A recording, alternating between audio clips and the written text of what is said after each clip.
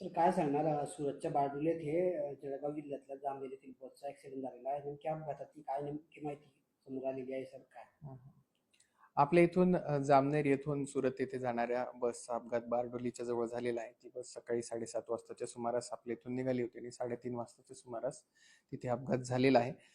आणि अपघात जो झालाय त्याच्यामध्ये बसनी पेट घेतलेला होता आणि त्यामध्ये आपल्या इथल्या कुऱ्ह्याचे जे एक ड्रायव्हर होते त्यांचा मृत्यू झाल्याची प्राथमिक माहिती आहे.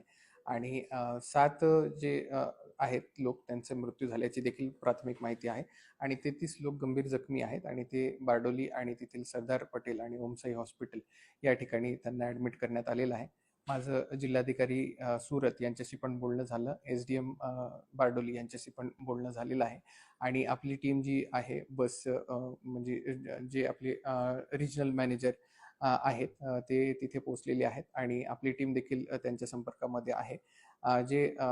जे लोकांना परत आणण्याची आवश्यकता आहे त्यांच्यासाठी तात्काळ ट्रान्सपोर्टची व्यवस्था करण्यात येईल. आणि जे लोक तिथे ॲडमिट आहेत त्यांना त्यांच्यासाठी तिथे पूर्ण बाकी पण ट्रीटमेंटची आणि त्यांच्या खाण्याची राहण्याची व्यवस्था पूर्ण करण्यात येईल.